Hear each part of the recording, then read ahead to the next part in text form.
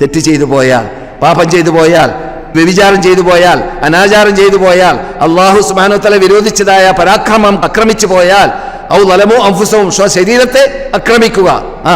ഈ ദുൽമ എന്ന് പറഞ്ഞാൽ വദഉ ശൈഇ ഫീ ഗൈരി മൗദിഇഹി, ഒരു സാധനത്തിനെ വെക്കാൻ പാടില്ല സ്ഥലത്ത് വെക്കലാണ് അക്രമം. അതെ, ഒരു മുസ്ലിം പണ്ഡിതൻ അല്ലെങ്കിൽ ഒരു മുസ്ലിം പ്രബോധകൻ അല്ലെങ്കിൽ ഒരു മുസ്ലിം വിദ്യാർത്ഥി, ഒരു മതപഠനം നടത്തുന്ന വിദ്യാർത്ഥി, അല്ലെങ്കിൽ നിങ്ങളെ പോലത്തെ അള്ളാഹുവിന്റെ ഇൽമു പഠിക്കാൻ വേണ്ടി മദീനത്തുള്ളതായ പള്ളിയിൽ സമ്മേളിക്കുന്നവരെ പോലത്തവര്, അങ്ങനെയുള്ളവരൊക്കെ എവിടെയാണ് ഉണ്ടാവേണ്ടത്?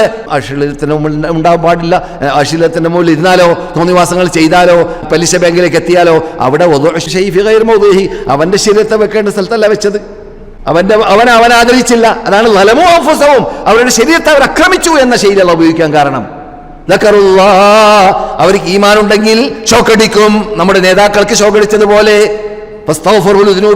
താഖീബിന്റെ ഫായാണ്.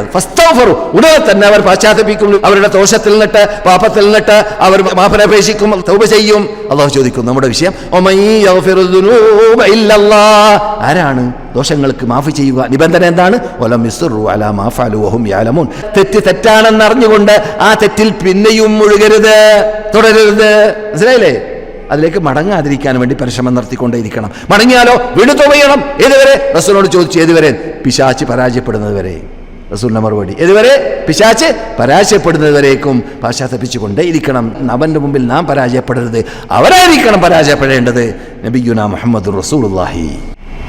അതെ, ഇത്തിബാഉ റസൂലിന്റെ കാര്യം പറഞ്ഞപ്പോഴും മഗ്ഫിറത്തു ദുനൂബി എന്ന പദം അല്ലാഹു ഉപയോഗിച്ചതായിട്ട് കാണാം. ഖുൽ ഇൻ കുൻതും തുഹിബ്ബൂനല്ലാഹ, നിങ്ങൾക്ക് അല്ലാഹുവോട് സ്നേഹമുണ്ടെങ്കിൽ ആ സ്നേഹം എത്ര അല്ലാഹു ഘടിപ്പിച്ചത് എന്തിലേക്കാണ്?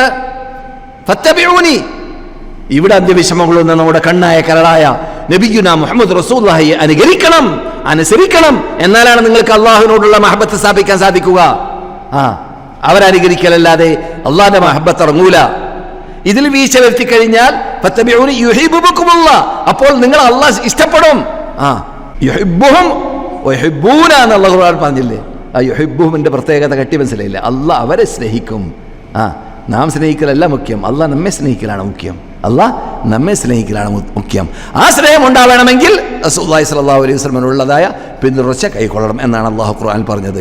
അവിടെ അല്ലാഹു പറയുന്നു, വയഗ്ഫിർ ലക്കും ദുനൂബക്കും. നമ്മുടെ വിഷയം വയഗ്ഫിർ ലക്കും ദുനൂബക്കും എന്ന് മാത്രമല്ല, നിങ്ങൾ അല്ലാഹു റസൂലിനെ അനുസരിച്ച് കഴിഞ്ഞാൽ, അല്ലാഹുവിന്റെ മഹബത്ത് നിങ്ങൾ നേടിക്കഴിഞ്ഞാൽ, നിങ്ങൾക്ക് സമ്പാദിക്കാൻ പറ്റുന്നത് നിങ്ങൾ ചെയ്യുന്നതായ സർവ്വ പാപങ്ങൾക്ക് അല്ലാഹു മോചനം നൽകുന്നതാണ്, മാഫ് ചെയ്തു തരുന്നതാണ്.